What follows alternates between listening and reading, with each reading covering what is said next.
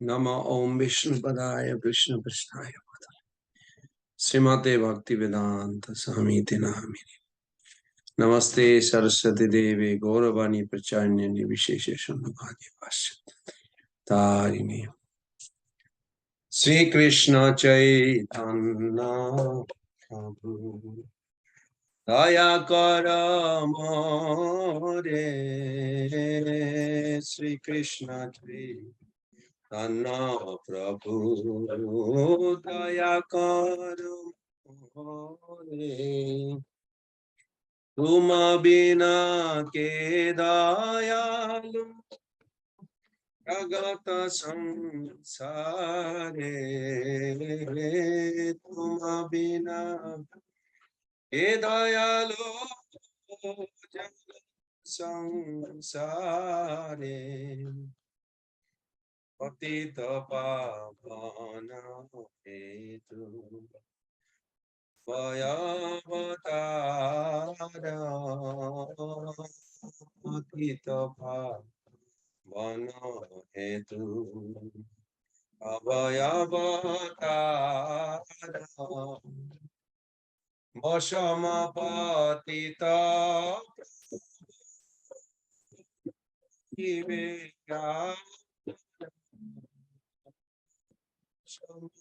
पतित प्रभो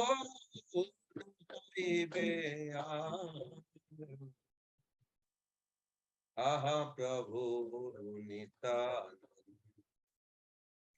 प्रेमानंद सुखी। आहा प्रभु नित्यानंद प्रेमानंद सुखी। तब कृपा बले कृपा अवलोकन আমি বড় দুঃখী। দয়া কর সীতাপতি অদ্বৈত গোসাই। দয়া কর সীতাপতি অদ্বৈত গোসাই। ভব কৃপা বলে পাই চৈতন্য তব কৃপা বলে পাই চৈতন্য আহা স্বরূপ সনা রঘুনাথ। স্বরূপ রঘুনাথ। ভট্ট যুগ শ্রী জীব প্রভু লোকনাথ। ভট্ট যুগ শ্রী জীব প্রভু লোকনাথ। দয়া কর শ্রী আচার্য প্রভু শ্রীনিবাস। দয়া কর শ্রী আচার্য প্রভু শ্রীনিবাস। রামচন্দ্র সঙ্গ মাগে হরতম দাস। রামচন্দ্র সঙ্গ মাগে হরতম দাস। হরে কৃষ্ণ কৃষ্ণ কৃষ্ণ হরে হরে হরে রাম রাম রাম হরে হরে। হরে কৃষ্ণ কৃষ্ণ কৃষ্ণ হরে হরে হরে রাম রাম রাম হরে হরে। হরে Krishna Krishna Krishna Hare Hare Hare Rama, Rama Rama, Hare Hare, Hare Krishna, Krishna Krishna, Hare Hare, Hare Rama, Rama Rama, Hare Hare. Jaya Prabhupada, Jaya Prabhupada, Jaya Prabhupada, Jaya Prabhupada, Jaya Prabhupada, Prabhupada, Prabhupada, Jaya Prabhupada. Gurudev, Gurudev, Gurudev, Jaya Jaya Gurudev, Jaya Jaya Gurudev, Gurudev, Gurudev, Gurudev. Gaur Pramanande, Hari Hari Om. Jayam Vishwabad Paramahams Pariparajakacharya Ashtutara Shatasi Simachila Abhay Charna Ravinda Bhakti Vedanta Swami Jagat Guru Srila Prabhupada Ki Jai. ISKCON Vividi Founder Acharya, His Divine Grace Srila Prabhupada Ki Jai. Jayam Vishwabad Paramahams Pariparajakacharya Ashtutara Shatasi Simachila Srila Bhakti Siddhanta Saraswati Goswami Prabhupada Ki Jai. अनंत कोटि वैष्णव वृंद की जय। नमाचार्य श्रीलवदास ठाकुर की जय। प्रेम से कहो श्री कृष्ण चैतन्य प्रभु नित्यानंद श्री अद्वैत गदाधर शिवासादि गौर भक्त वृंद की जय। श्री श्री राधा कृष्ण गोप गोपीनाथ श्याम कुंड राधा कुंड गिरि गोवर्धन की जय। वृंदावन मथुरा धाम की जय। गौर पूर्णिमा फेस्टिवल की जय। नियर यात्रा की जय। गौर प्रेमानंदे हरि हरि बोल। All glories to the assembled devotees. Hare Krishna. All glories to the assembled devotees. Hare Krishna. All glories to the assembled devotees. Hare Krishna. All glories to Sri Sri Guru and Gauranga. All glories to Srila Prabhupada ki jai. Hare Krishna, dear Prabhus and Madhavs. Hare Krishna.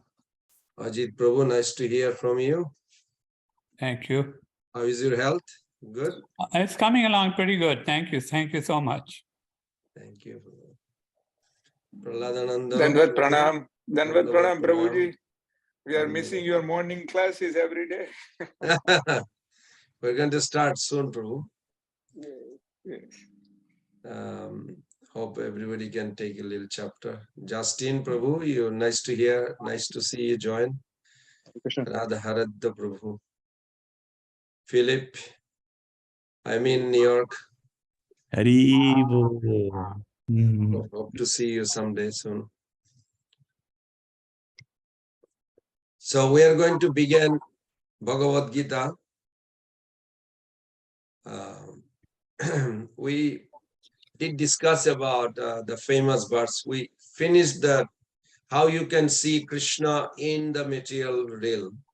And then we talked about Krishna in the spiritual, how we are going to remember him and finally enter there to serve him, live with him, joyful life, soul with super soul or Krishna. So with that note, let us begin from 21. But before we want to invoke auspiciousness in our consciousness so we can perceive Krishna's presence in our heart and also in everywhere. And finally, we are approaching to him for ultimate destination. Om Namo Bhagavate Vasudevaya. Om Namo Bhagavate Vasudevaya. Om Namo Bhagavate Vasudevaya. Narayanam Namaskritam Naranchaiva Narottamam Devim Saraswatim Vyasam Tato Jayam Udiraye. Nashtaprayesu abhadresu nityam bhagavata sevaya Bhagavati uttama sloke bhaktir bhavati naistaki. Mukhaṁ karati vācālam pangulangayate girim jatkripatamaham bande Sri Guru Dinatarinam Paramanandamadavam Sri Chaitanya Isharam.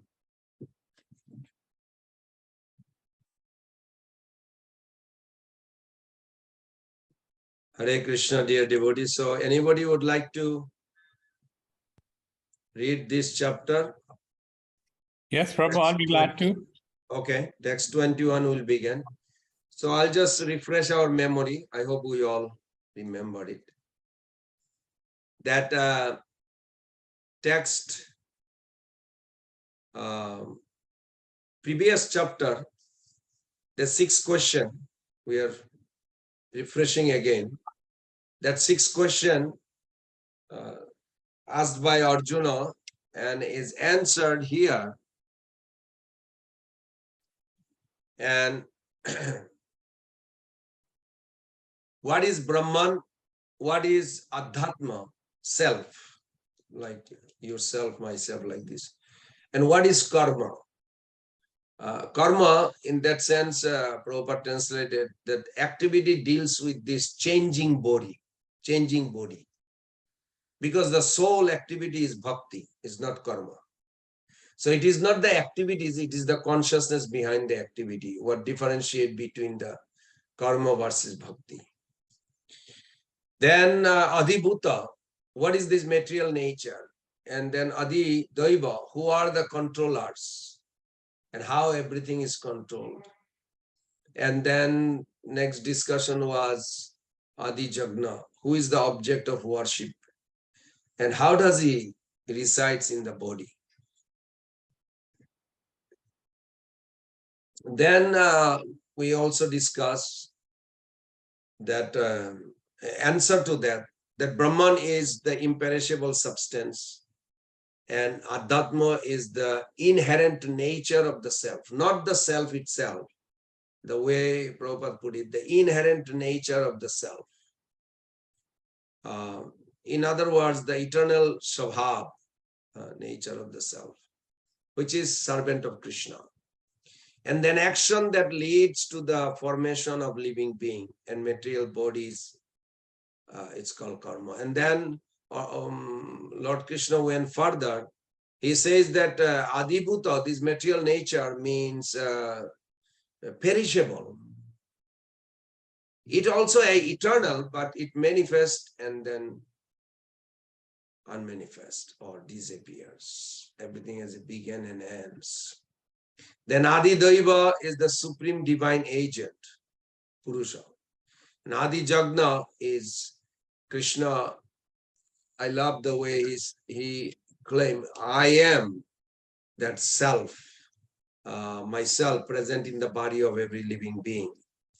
And those who at time of death remember me and relinquish their body attain my state of being. Of this, there is no doubt, Krishna says.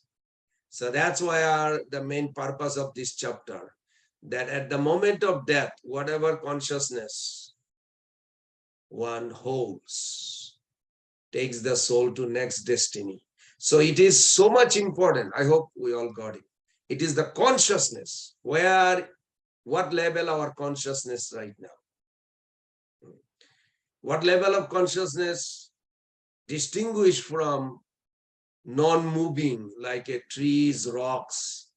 Above them is moving, like animals. And above them is human. There are 5 types of human. And hopefully we reach to the last platform of human being. So first is that immoral atheist, then moral atheist, then moral theist. These 3 types are the majority in this world. And then you have religious practitioner. And then you have a devotee, pure devotee. So like that. Then Krishna also on the text 6, 7, 8, that how to remember Krishna in your entire life. That was vast. We discussed few weeks. I remember that. And what attributes of the Supreme Person do such bhakta, yogi, bhakti yogi like us meditate on? And how does such meditation helps them at the time of death? That was very kind of Krishna to explain that exactly what happened. Then we also discussed while meditating on the attributes of the Supreme, do seekers themselves need to develop any attributes? That was very important. They know the Vedas well enough to recognize the Supreme as the imperishable. Just the opposite to the material world, because our attachment to the material world. But then you may say, well, how do we not be attached at all in this material world? No, you do everything in the material world, but finding the link with Krishna, and then your focus or connection will be with Krishna, because everything else, it will eventually disappear. This body, this family, this job, whatever you have. And then Arjuna asks, what is that path? Closing all the sensory doorways of the body, focusing the mind on the heart, at the place where spiritual essence is present. So placing the life air in the head, they become well established, Krishna mentioned in the text 12. Then after being established in yoga, what exactly do they do at the time of death? That was the question. And then further discussion was, apart from this arduous process of yogi's discipline, is there any easier way to attain the Supreme? That question Arjuna asked. I'm easy to attain. Then Krishna says, I'm easy to attain for those who meditate on me. Prabhus and mothers, I'm sure you do all. If not, you better start. Even your deity. Don't take it lightly, please. Just sit down and meditate on your deity, on Krishna, every day, few minutes. And more you do, you will find a purification, coming yourself closer to Guru Krishna. And then that purification will actually transform your heart. And result of that, satisfaction. I do this also, and I see it's a tremendous. And I wonder, it's a simple thing, why didn't I do? There's a famous verse in 11th canto, gives the importance of meditation on the Lord's lotus feet, Lord's name, Lord's form, even the deity you have. This is very important. Of course, meditation doesn't mean you just seeing some painting only. Meditation means about the personality. What is the attributes? We are giving more importance to the substance than the form. Form is important, but substance is very important also. Then question come, what will be the benefit if you get Krishna? I mean, when Krishna came, Prabhupada made a very interesting point. Many people met, like Durjodhan, many people. What did they get benefit?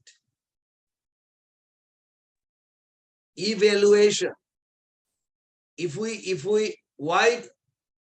have $1 million, why you are careful where you keep the cash? $1 million, it's a lot of money.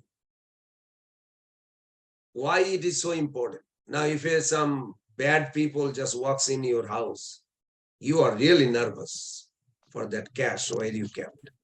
Why? Because you value it. You can get anything you want. Like this, you value So when you value something, then you actually keep a track. So we have to value Krishna's presence in our life. Why it is important. Just by saying he's God, it's good. But how he is related to our eternal life, our relationship with this world. When we search out like this, then it will become easier.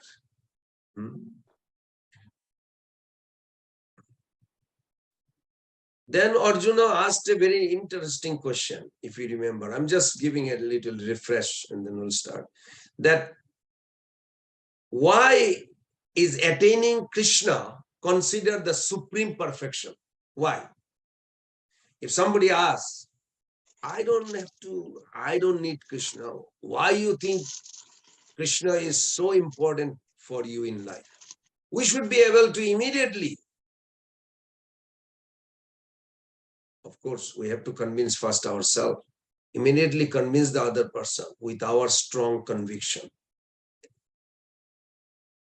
The all other worlds extending up to abode of Brahma, Krishna says, are places where living entity, or you can say the soul, conditioned soul, are subject to rebirth. Only by attaining Krishna, we are free eternally, forever. So begin from there. And you can use the logic. Prabhupada used a logic that yes, impersonal Om is also Krishna. We are not denying it. Impersonal concept. But Prabhupada said, I am addicted to the beauty. When I look at Om, I don't feel attraction. So my question to all of us, are we attracted to Krishna's beauty? Are we attracted to Krishna's quality? Are we attracted to Krishna's pastime, his relationship with the different devotees that lives in the spiritual world? So we should definitely check that in order to value our relationship with Krishna. Then next question was asked, isn't Brahma's world, the Brahmaloka, also eternal? And Krishna confirmed. He says, those who know cosmic time span, such as duration of days and nights in various parts of the cosmos, know that Brahma's day extends for 1,000 ages, yugas. So does his night. They know that. Though his world lasts for a long time from a human perspective, but is not eternal. It's very depressing.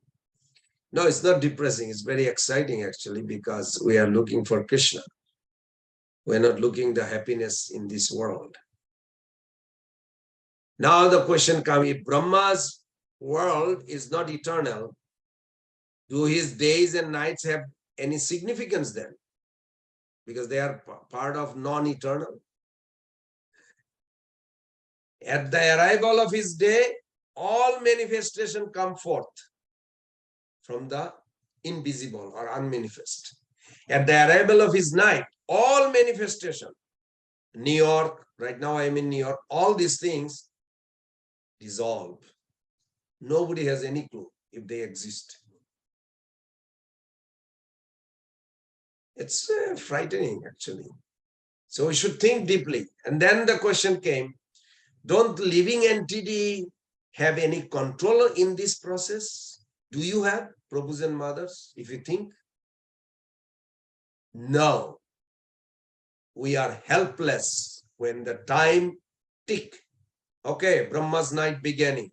Everything is underwater. Finish. All the souls will be collected by Lord Shiva, place with Brahmaji for the next day to awake. Of course, we think of day and night just like we go to sleep, we wake up. It is like that, but we are helpless at that time. So then last week we discussed, if even Brahma's world is destructible, is there any world that is indestructible, higher than this entire material world? Is in both its manifest and unmanifest states. It's another world. So first is material world, Devidham, then there is a in between, and then there is a spiritual world. This in between is a border, it's another world. So even when all beings in this world perishes, that world does not perish. That's why we stopped. So we are going to begin from 21, that Krishna will speak about what is the significance of that world. That unmanifest world is celebrated as imperishable and the supreme destination for all of us. And those who attain it don't return. It is my supreme abode. Okay, with that note, Prabhuji, Ajit Prabhu, please begin. Let's see. Okay. Hare Krishna. Avyakto akshara iti ukta tam ahu paramam gatim yam prapya na nivartante tadhama paramam mama.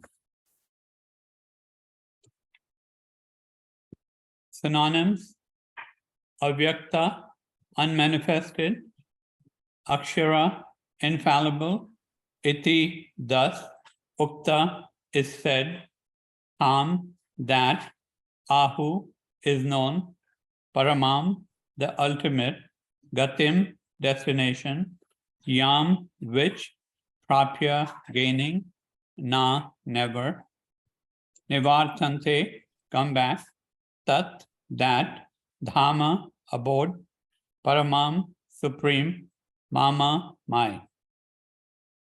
Translation: that which the Vedantis describe as unmanifest and infallible, that which is known as the supreme destination, that place from which, having attained it, one never returns, that is my supreme abode.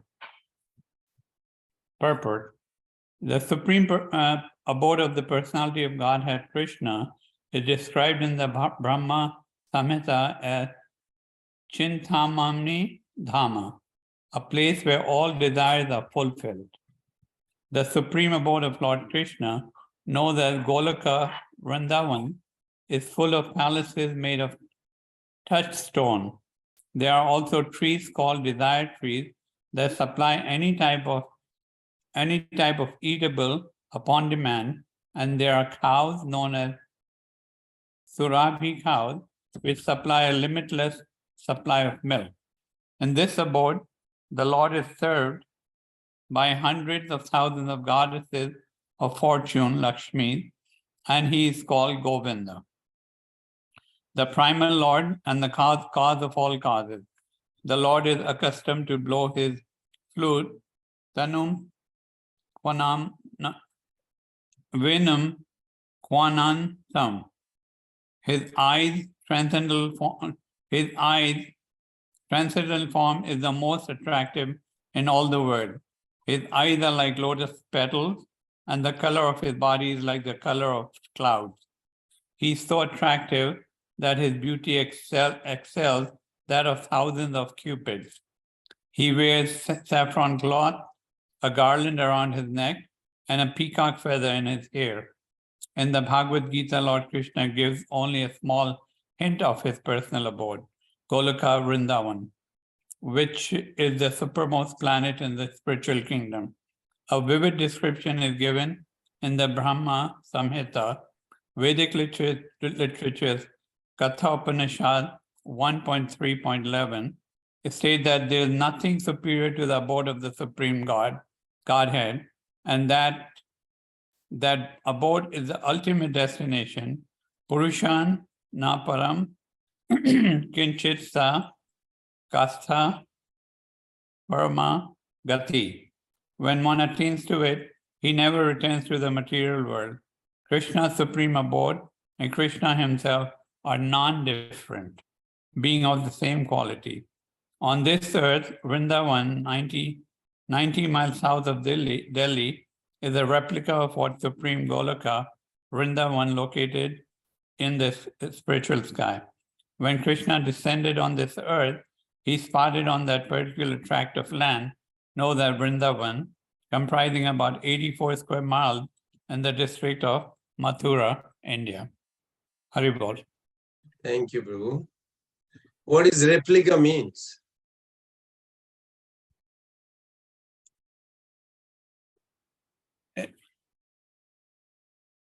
It's something that looks like the original. It's like I wonder why Prabhupada put replica. Because in Vrindavan, you will see people die also. We discuss material world, that everything is under the spell of death. But then we find also in Vrindavan, that is there. People died. But then question comes, people also get sick, they also get old. So how is that it is spiritual about? This is what we discussed last week. That spiritual world exists not just at a different location, but at a different level of reality. And that's what Prabhupada very nicely explained here, that it is replica. It's not like if you tell the spiritual world is like Vrindavan here, and somebody say, I'm going to buy a ticket tomorrow and I'll be in the eternal abode. And that's it, I'm done. We're not like that. It's not a physical, geographical location. It's not a product of matter. Spiritual world is not a product of dead matter. Dead matter is like this body or this world, planets like this. So what is it?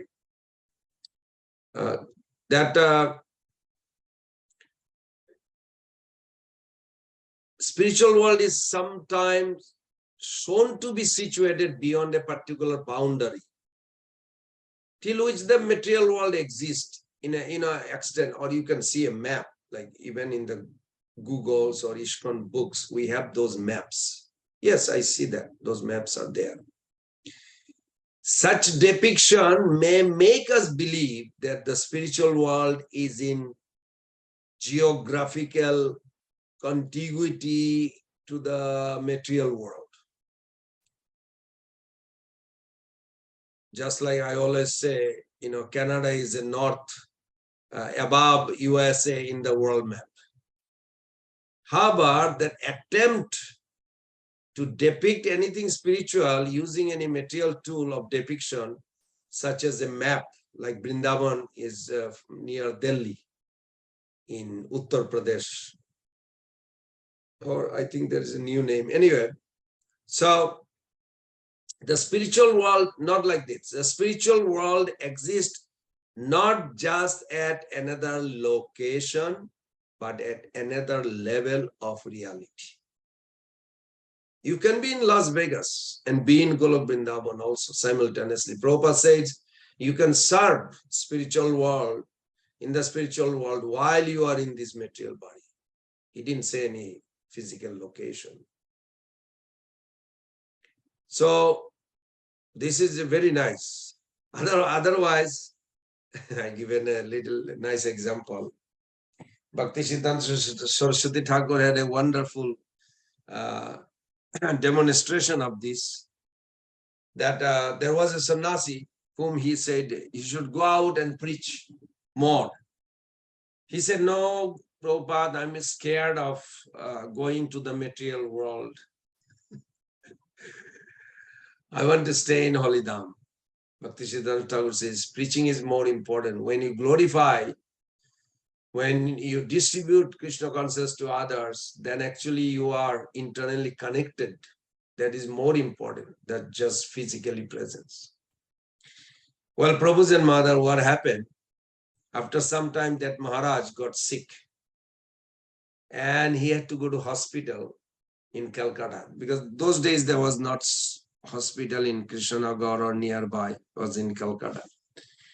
So he went there because he didn't want to die, I guess, or whatever, the death experience.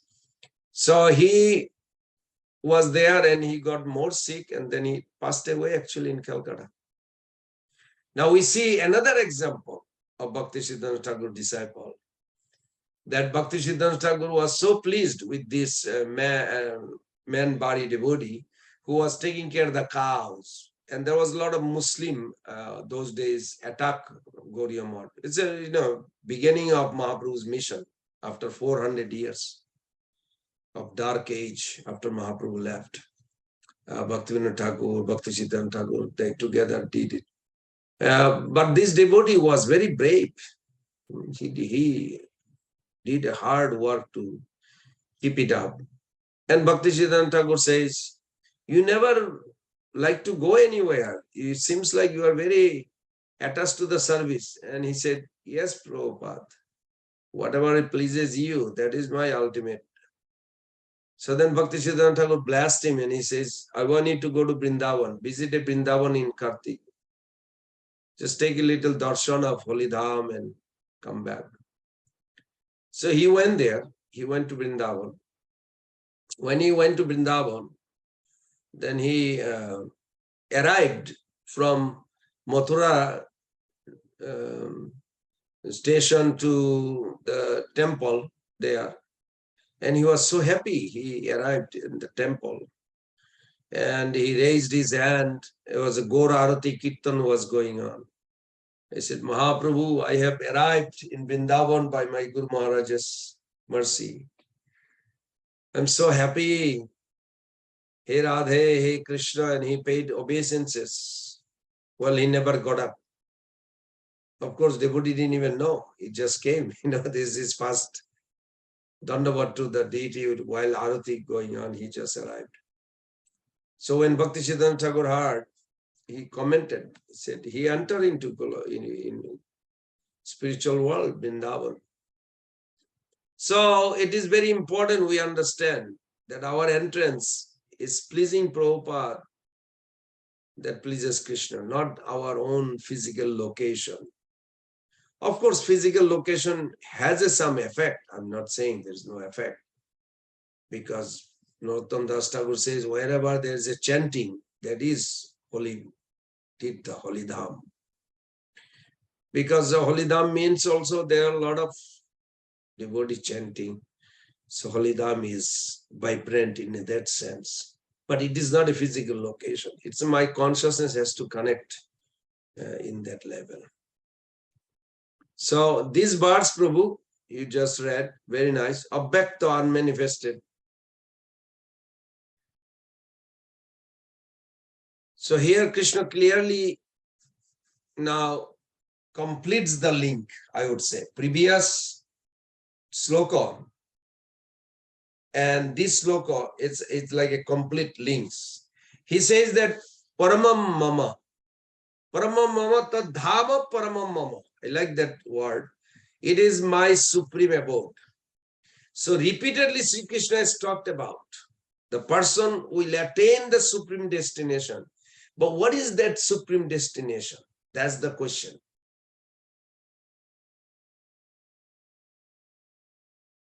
He makes it very clear here. He said in previous sloka, if you look at 8:15, he says, Samsiddhim Paramam Gata, that those who worship him, they will attain the Paramam Gata, the supreme destination. Tad Dhamam Paramam Mama. Krishna is saying almost similar word, Paramam. So he's saying that it is my Dham. What are characteristics of his abode? What he mentioned? Jam prappa non-nivartante. You attain this, you will not come back. That is also what Krishna has talked once you go there, you will not come back. So he has talked about it in several places. You will find Prabhu's and Mother that Tadhama Paramam Mama, if one goes there, he doesn't come back. He will not come back. He will not come back. And beyond that, he also talking about interesting characteristics. He said, Abhyakta, Akshara, Iti, Uktas. Now somebody may say, what is happening here? Abhyakta, Akshara. So we have to understand that words can have a different meaning at different context. So in the previous verse, the word Abhyakta refers to material, but unmanifest. So actually, certain matters are unmanifest to us, and spirit is also unmanifest to us. So in the previous verse, Krishna has said that what I am talking about is Bhakta or Bhaktat Sanatana. What I'm talking about is beyond this manifest and unmanifest matter. But now he's using the same word, Abhyakta, which is using to refer to spirit itself. So we have to understand that Abhyakta also does not mean the same thing. Subtle matters are Abhyakta, and spirit is also Abhyakta. So in the previous verse, 8:20, and we just read 21, Sri Krishna was talking about subtle matter. He's referring to then all material existence is withdrawn. Then what exists is Mahattattva, inactive Mahattattva. It is kind of like an equilibrium, homogeneous. You don't see anything. It is complete frozen silence. It is called Pradhan. Many years back I read, it's like when a mother gets pregnant,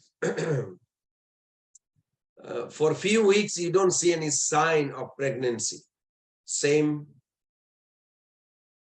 But after a few months, her stomach grows. So Pradhan or primordial state of matter is like nobody knows. It's like no movement. It's there or not, you don't even know. Just like if you don't have electricity, you don't know what is in the dark. If there is no consciousness, nobody would know what the material world is. Material world, matter doesn't reveal matter itself. So not to manifest to our sense perception, but one is material and another is transcendental. That's my point. The skara abhyakta skara iti ukta. Skara means here infallible skara. Skara me paramam bhava adhatma uchyate. Sri Krishna has used the word skara right at the start of this chapter itself to describe that Brahma in 8.3, the first line answer Arjuna's 7th question. 8.1 and 8.2, Skaram, Brahmam, Paramam, if you remember on the first sloka. So Brahma is Skara. It is not destructible. It is not fallible. So here we can see it is unmanifest and infallible. So fallacy here is in terms of destructibility. So it is indestructible, Skara. So here Sri Krishna is saying that abode, that his holy dham or spiritual world, is known to be Abhyakta and Skara. So in case of somebody is having doubt that Paramam Gatim, Sri Krishna Paramam Dhama, one different, this verse clearly resolved that there is no destination higher than Sri Krishna's abode. There is no destination higher than Sri Krishna's abode. The same verse using the word Paramam Gati, supreme destination. Same verse is using the word Dhamma, Paramam na Mama. So in this way, what he's saying is very, very clear here. Tad Dhamma Paramam Mama. So this point is Krishna's abode is the supreme destination. There is no destination higher than Krishna's abode. So that abode is described briefly here and much more in Brahma Samhita. Now, when we say, Krishna's Dham is above Vaikuntha, is also, in one sense, is correct, but Krishna's Dham is also Vaikuntha. Vaikuntha means no anxiety. Vaikuntha is unlimited, but spiritual world or Vaikuntha is divided into two categories. One is opulence predominated, another is sweetness predominated, and another in between, 50-50. Then 40-30, like this, 40-60, then 70-30, like that. Like Ayodhya Dham, there is sweetness, Lord Ram's pastimes, but not like Vrindavan. Vrindavan is 100% sweetness predominating the opulence. So like that. Okay, so we can go one more. Anybody would like to read? Maybe one more verse. I'll read it if anyone else wants to take it. Sure. 22. One sec.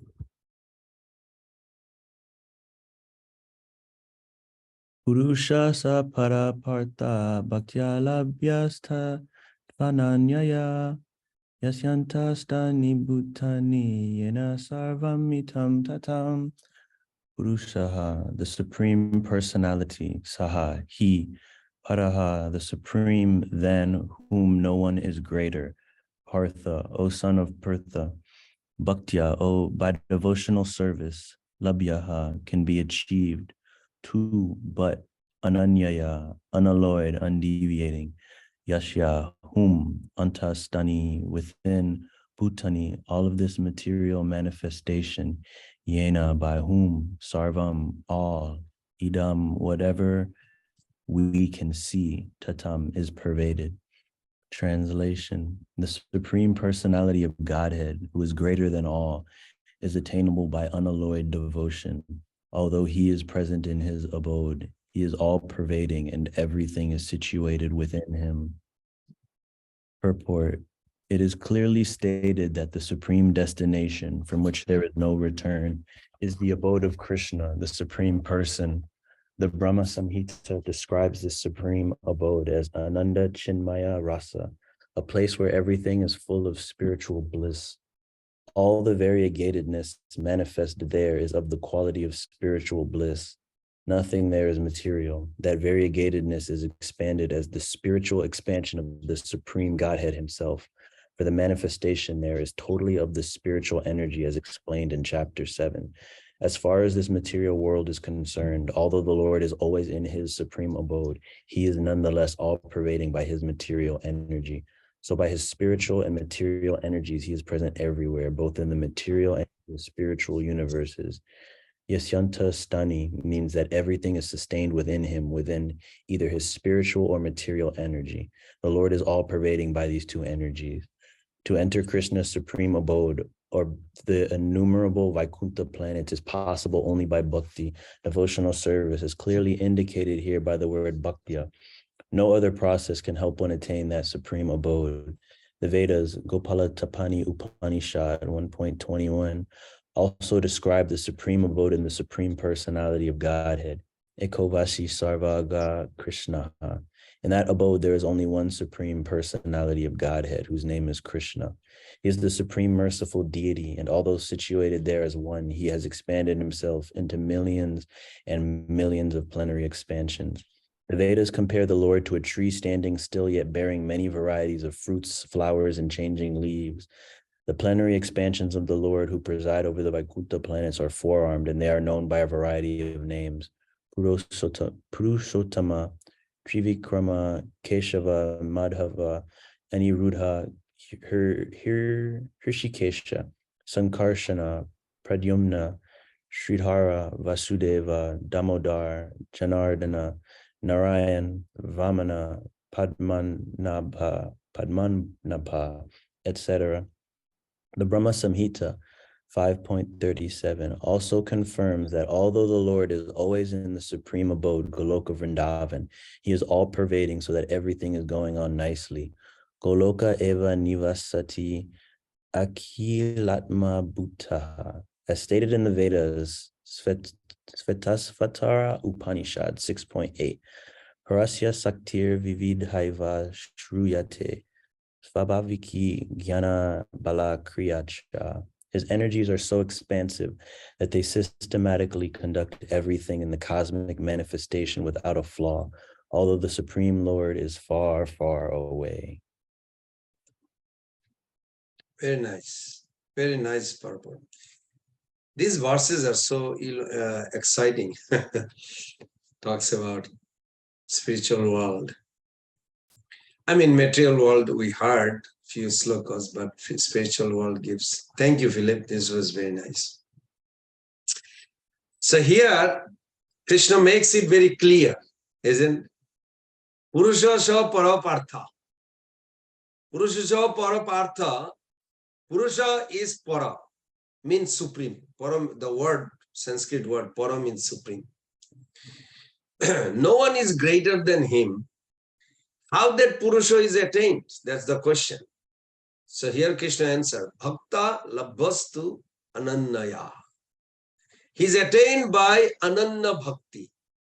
Means those who are not doing bhakti, there is not possibility.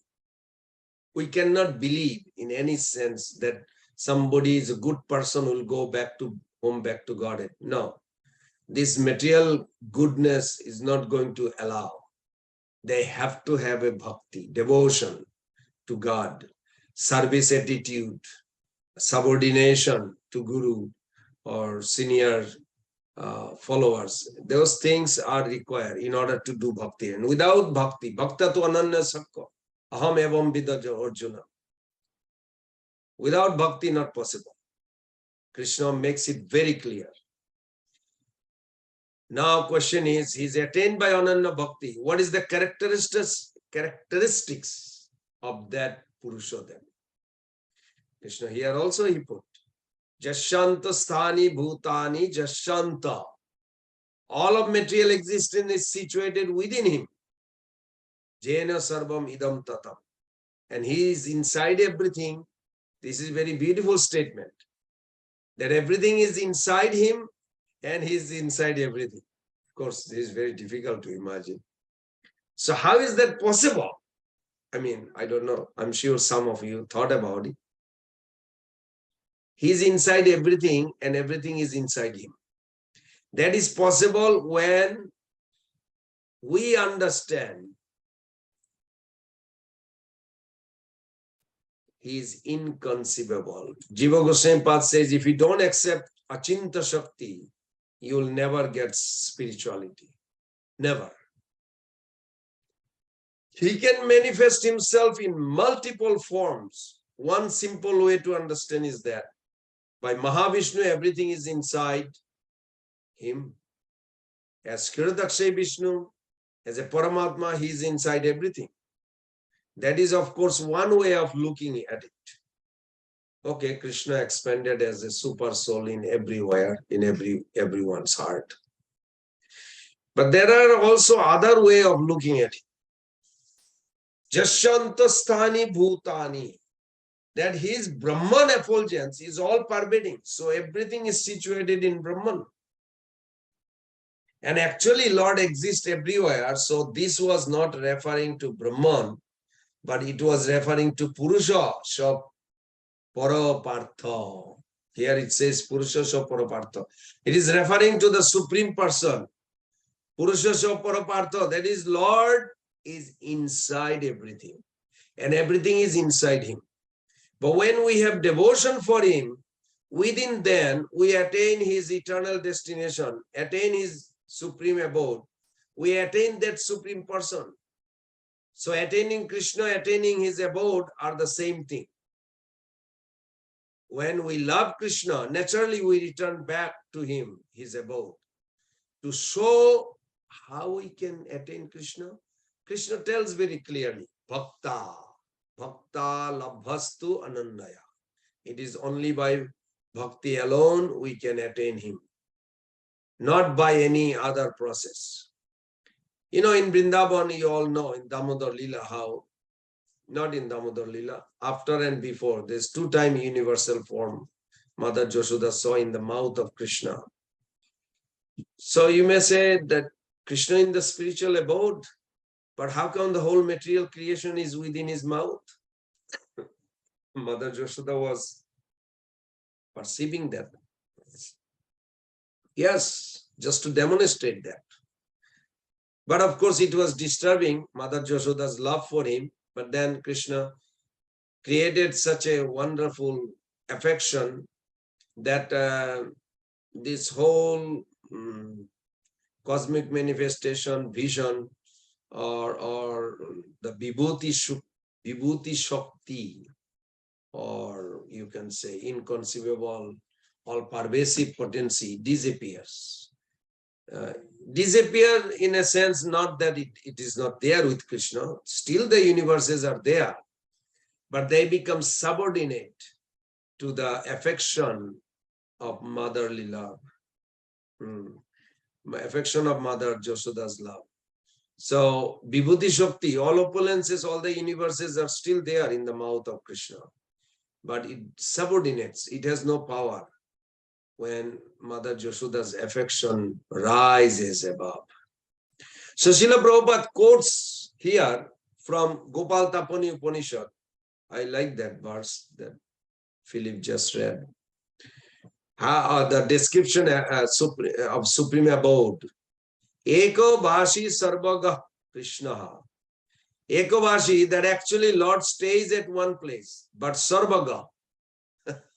Stays in one place, but Sarvaga. He's all pervading, Krishna. He goes everywhere, means he goes to different places to perform pastimes. But he also pervades influence everywhere through his energy, through his all-pervading manifestation. So the point is actually there is wonderful abode of Supreme Lord. This is wonderful Supreme Lord who reside in that abode. In this section, in this chapter, from 15 to 22, we just finished that. What has happened? So let's refresh for one sentence or something like that. That there is an emphasis on fixing mind on Krishna. That has happened in 8:14. How does one get impetus to fix his mind on Krishna? By contemplating how everything else is temporary. And fixing mind on anything else will ultimately end in misery. Therefore, let us fix the mind on Krishna. Also, the temporary nature of even Brahma's abode is described. Temporary nature of all the material world is described. Then the eternal spiritual abode of Krishna, which is supreme destination, Paramam Gata, Paramam Dhama, that is described. Now, Prabhus and mothers, we should start think how far spiritual world is. No, I'm not saying that. I'm just testing. Not how far the spiritual world is. Rather, we should think how close the Lord of the spiritual world is.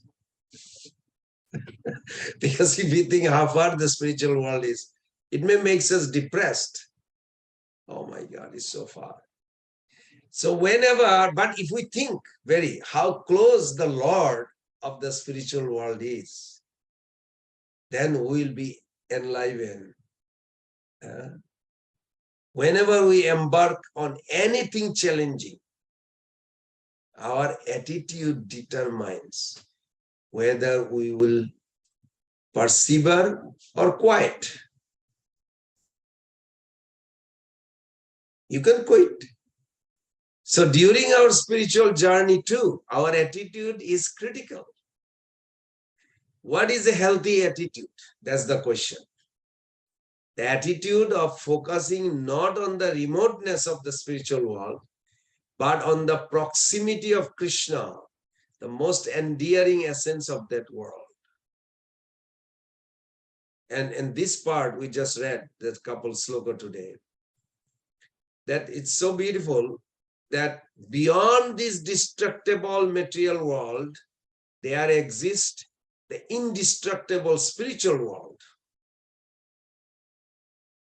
Whenever you're not feeling comfortable about the material world, go back to these two sloka, read again and again, or three sloka, 820, 8.21, 22.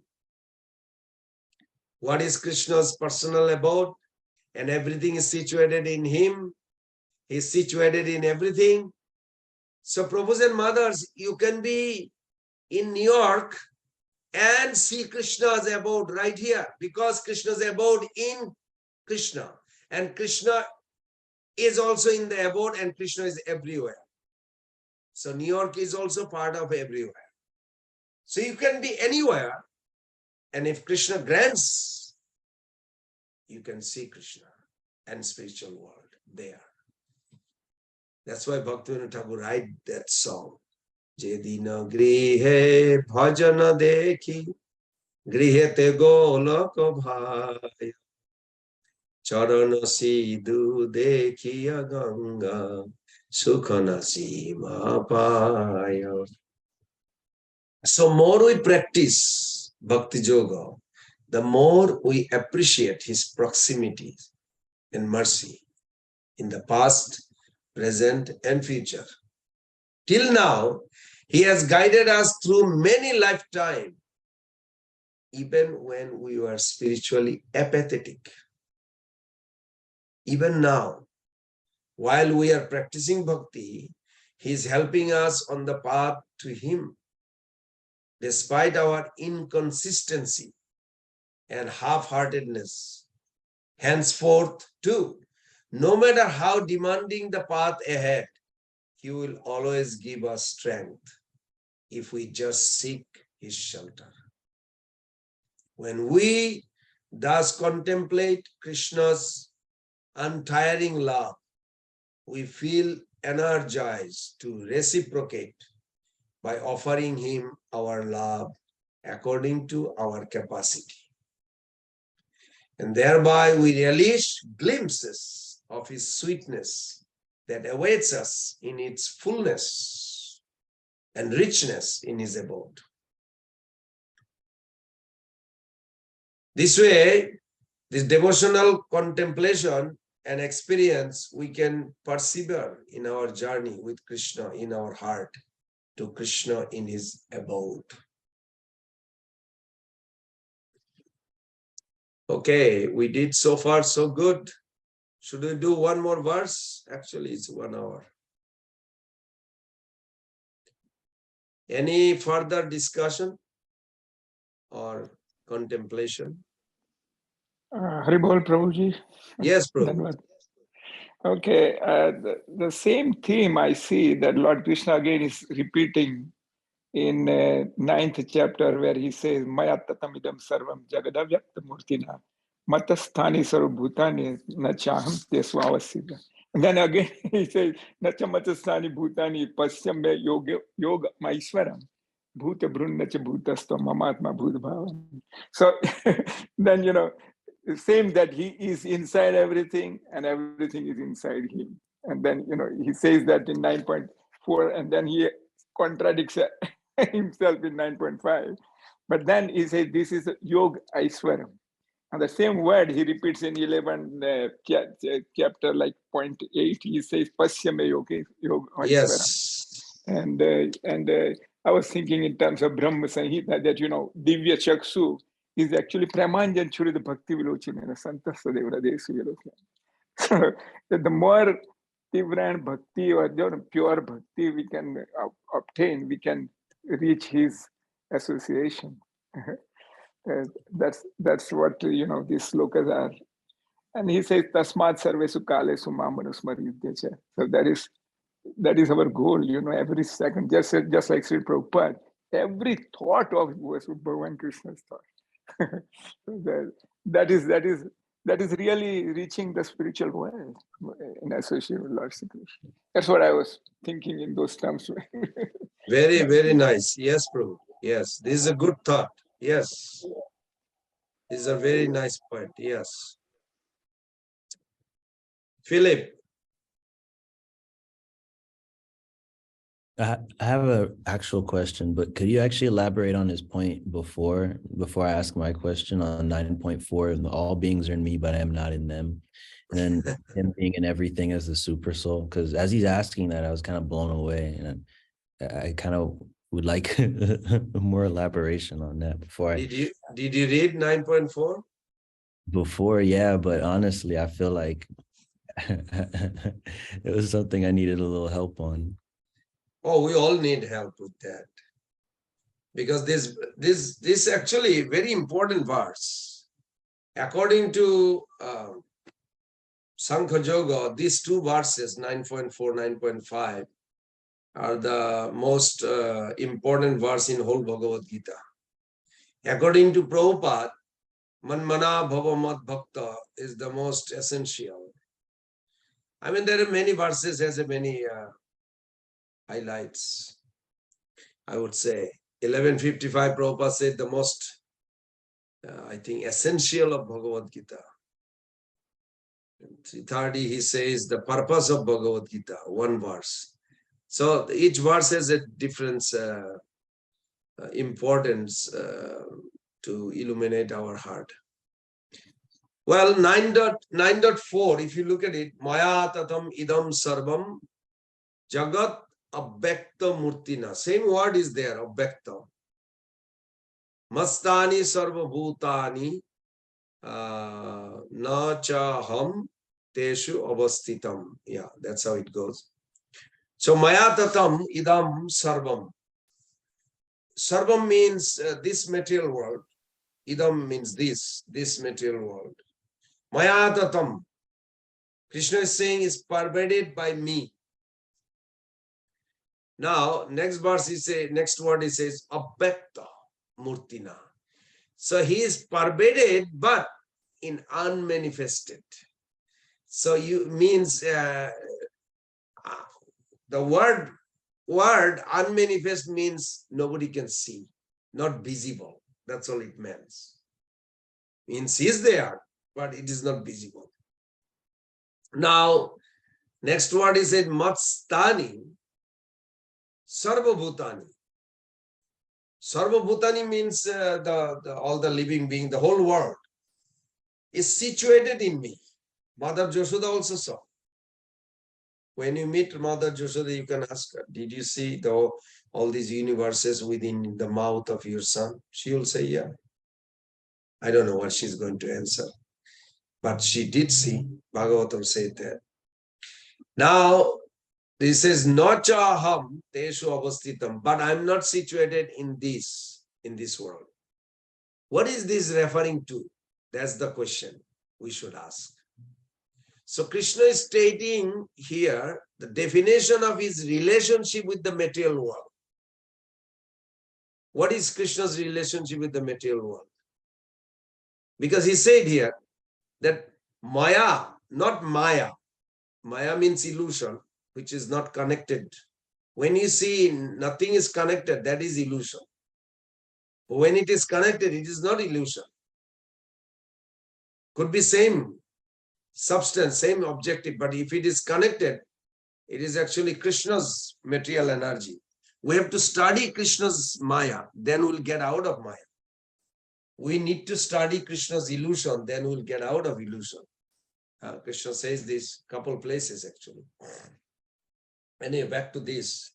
Krishna is stating the definition of his relationship with the material world by explaining that Maya tatam idam sarvam. He pervades in all of existence.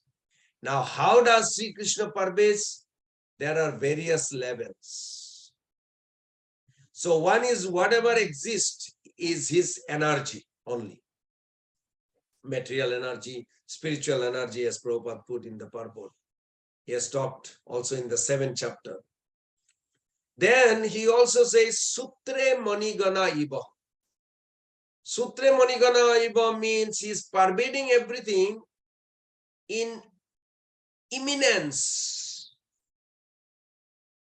Philip, if you look at 7.8 to 7.11, when you have time, you look at those verses, 8, 9, 10, 11, 4 verses, 7 chapter previous, 2 chapter before.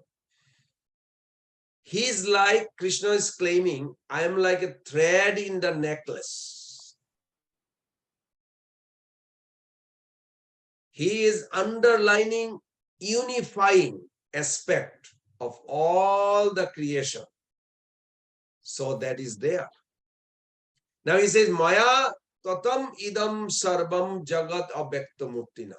Abhyakta murtina, unmanifest from, generally this is referred to the Brahma Jyoti.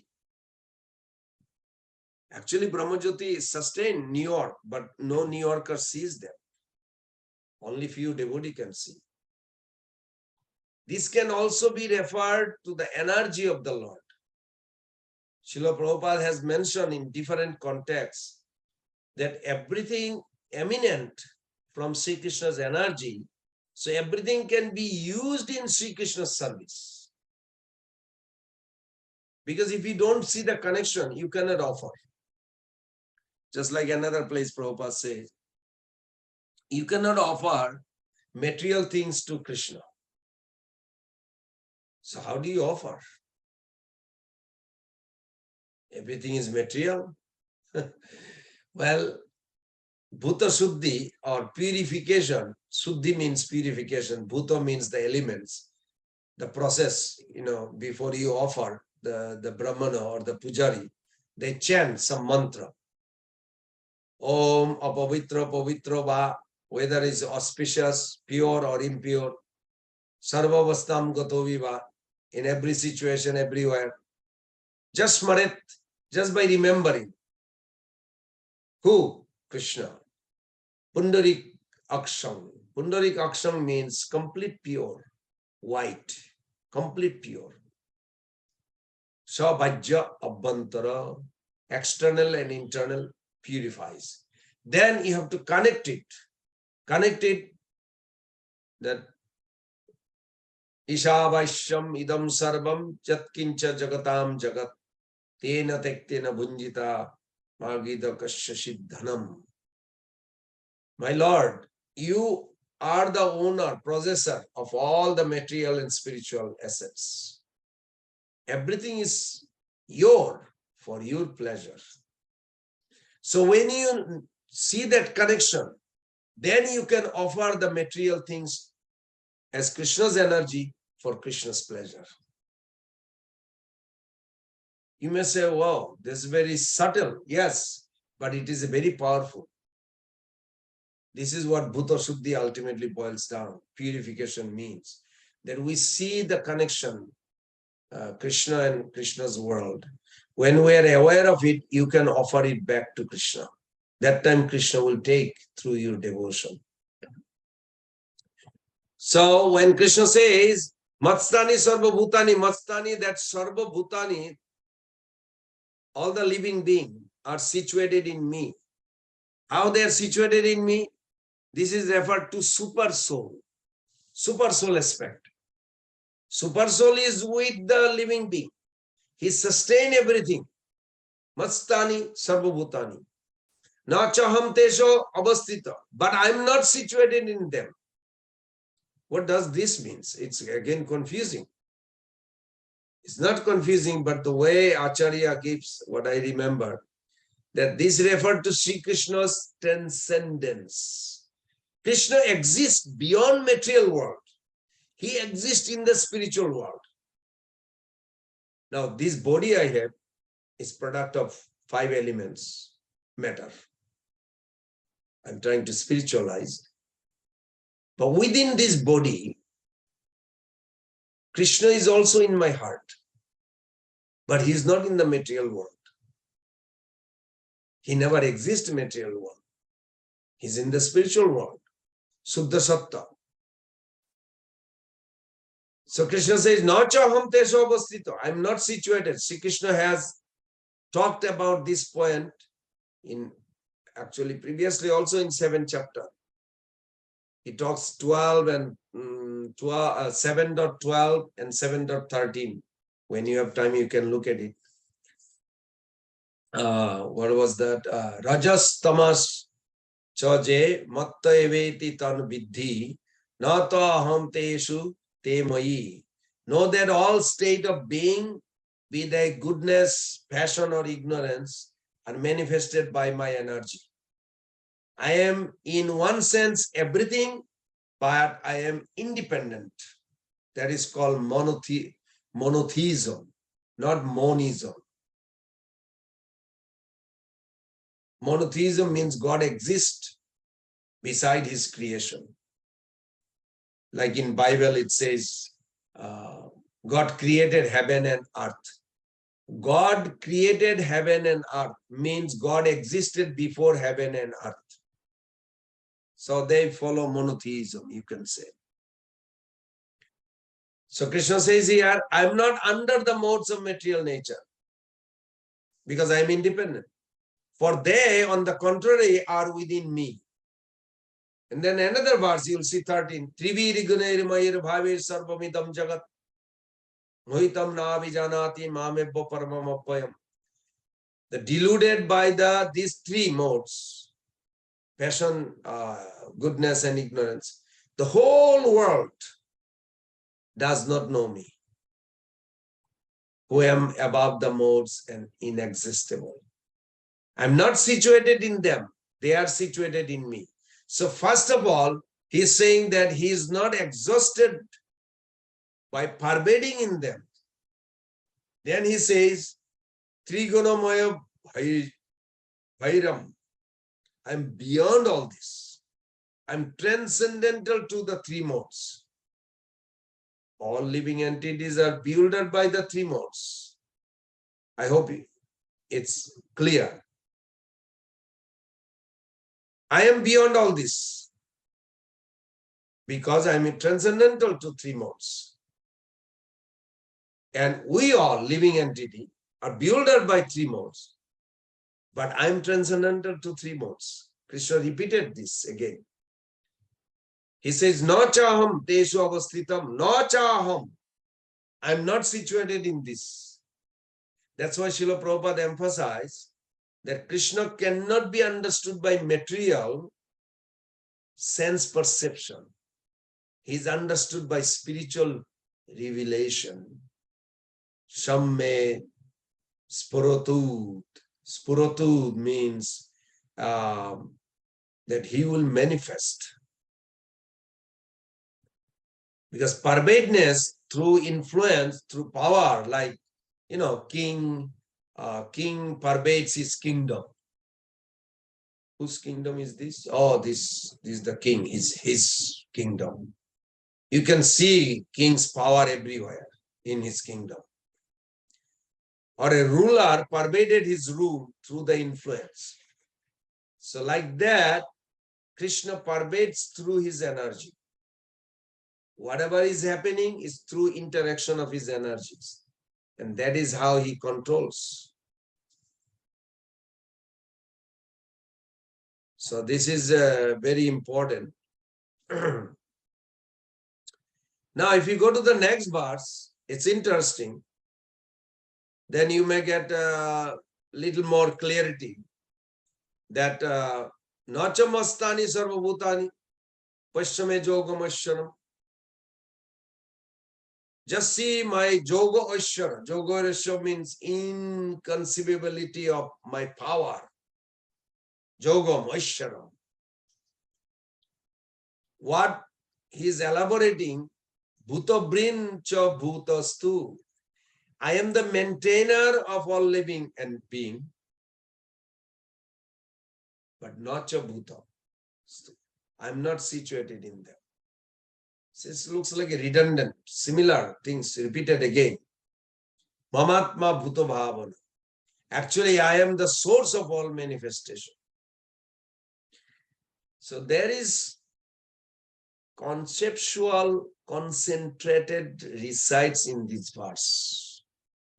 And if you look at very close, that first one he says, Nacha Matstani Bhutani. Now there cannot be more direct contradiction of previous verse than here. Sri Krishna says, 9.4, Matstani Sarva Bhutani. All living beings are situated in me. But here, 9.5, next verse, it's not you, Philip. It's everybody get bewildered with that. What he is saying, Nacha Matstani Bhutani. This is a direct contradiction. Now, how can Sri Krishna contradict? It is like when sometime we give classes, we say, oh, does not mean that I mean this. Is Sri Krishna making mistake over here? No, absolutely not. Sri Krishna does not make any mistake. He is supreme absolute truth. He is omniscient. He knows past, present, future. He knows the meaning of what he is speaking. He is actually, through contradiction, helping us to rise to a higher level of understanding. A higher level of understanding that is called arthapatti, which means to contradictory points are made to draw attention to a deeper unifying truth. A deeper truth that reconciles both the statement. Suppose we have a statement in Jayabadharma we read, Devadatta does not eat food throughout the day. But Devadatta weight increases. Now, how can these two statements is true? The person not eating food, the weight cannot increase. So at least one of the statements mentioned above is not true. But if we are telling both the statements are true, then how do we understand it? Then we have to propose a third statement which reconcile the two.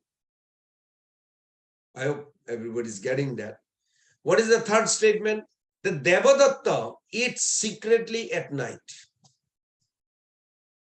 Oh.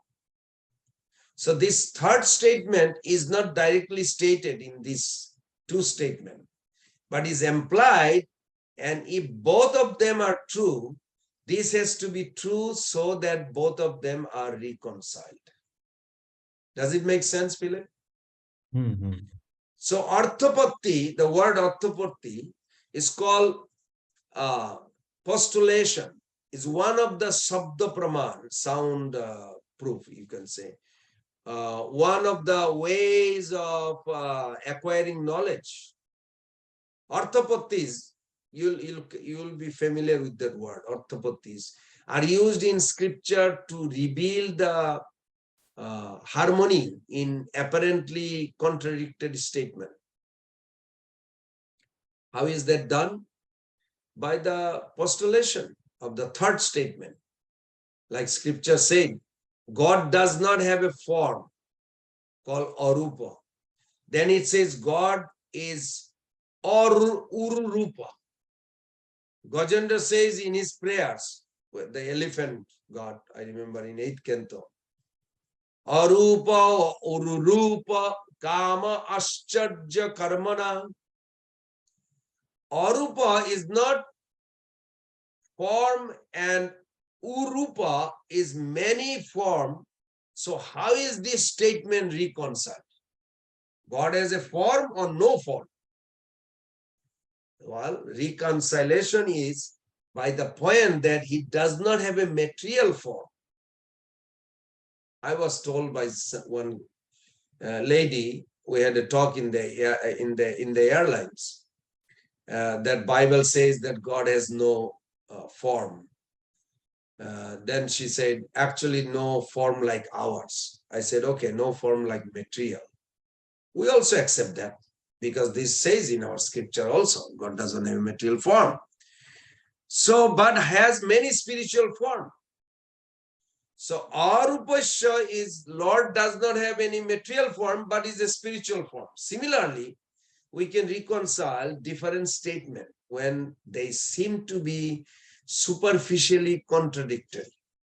So this statement, if we try to understand, then at literal level, not that we have to go to metaphorical level, but if we hung up with them, no, this must be wrong, both of them cannot be correct.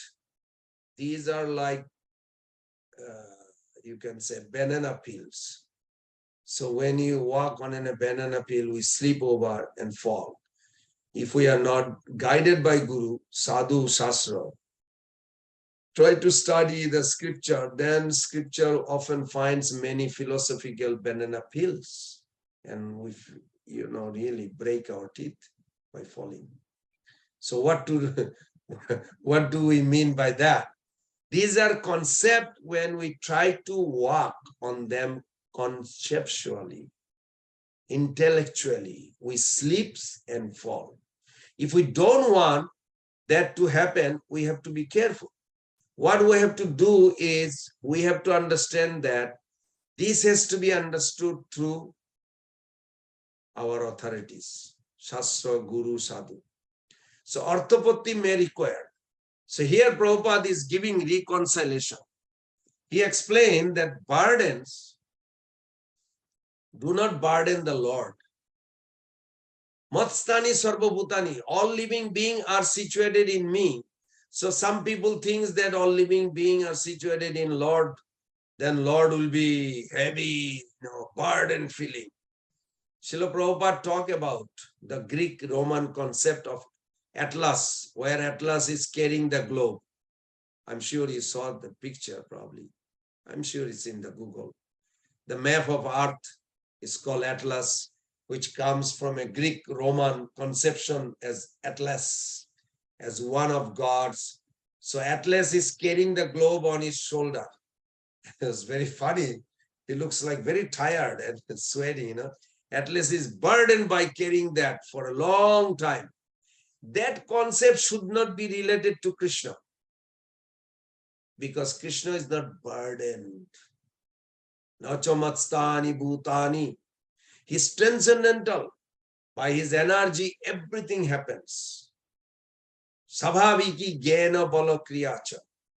Sabhaviki, naturally it happens. He does not have to endeavor. Krishna don't have to strive and struggle, strain, sweat to get things done. His Sattva Sankalpa. Na rupena ethesti, this is described in Brahma Samhita, that according to his desire shakti, desire potency, according to his ichha shakti, energy are endeavored and things are done. So nacha matstani bhutani refer to how Krishna is not burdened by the burden of maintaining material existence. It happens by his energies. And then pashyame yogamashara. Sometimes when we make contradictory statement, we try to cover it up. But here Krishna is celebrated. He's saying, pashyame yogamasharam. Just see my opulence, yogamasharam. Normally we talk about yoga in terms of connection, the process that we follow for us to connect with the Lord, bhakti yoga, jnana yoga, karma yoga, all these. So here referring pashyame yogamasharam, so actually Krishna also revealed himself so that we become connected with him. Connect with him. Will be called as yoga ishara. How does Krishna help yoga to happen? Yoga means connection. So the connection between Lord and the soul, to happen, the soul has to endeavor by doing sadhana. Then the soul does through various paths, different yoga. But Lord also reveal himself so that we can know him. So that revelation from the Lord, that can also be called yoga. Because that is also happening, us to connect Krishna. So this is mystic opulence. Srila Prabhupada translated the word yoga is a mystic here. Not terms of not clear. It is mysterious, astonishing, like a inconceivable. How do you explain inconceivable? Which is inconceivable. Wonderful. These sorts of understanding increase devotees' appreciation for the Lord, how wonderful the Lord is. We see simple, faithful appreciation, Prabhus and mothers, in this story of Narad Muni and the cobbler. I hope you all remember. The huge banyan tree come from a tiny seed. The cobbler understood. If Lord can put such a big tree in a tiny seed, then why can't pass elephant through a needle hole? So in this way, it is explained, Pashyame Yogamashram. When we see Krishna's capacity as extraordinary, it increases our appreciation. I hope that's how you feel, Philip and everybody. Sometimes when people hear the pastime of Krishna, especially the miraculously pastime, for example, the pastime like lifting Govardhan, etc., which contradicts the laws of nature. There is a class of thinker who says Krishna existed, Krishna spoke Bhagavad Gita, he is very wise person, but all these pastimes performed by Krishna, in which exaggeration are added later. That is offense. They are not devotee if they think like this. They say original Krishna was very wise. Anyway, somebody wrote an article, I remember reading. It was a little bogus. I hope that makes some sense. And when we come to that chapter, we'll discuss more, Philip.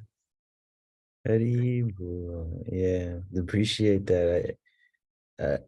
I kind of wonder meditation, what does meditating on these scriptures look like? Like, what's the proper way to meditate on some of these things so that we're not speculating? Very good. Very good. Very good. We take one verse out of context, it might lead us confusion. So Krishna gives that Mahatma, like Krishna himself. Krishna is saying that actually I myself is source of everything. This two sloka you mentioned, Prabhu, it's a object of meditation. Just by thinking those two sloka will come close to Krishna, very close. Thank you. It was a very nice question. Okay, if there is no other, we can close here and we'll see you all next Wednesday. Hare Krishna, Krishna Krishna, Hare Hare, Hare Rama, Rama Rama, Hare Hare. Srila Prabhupada.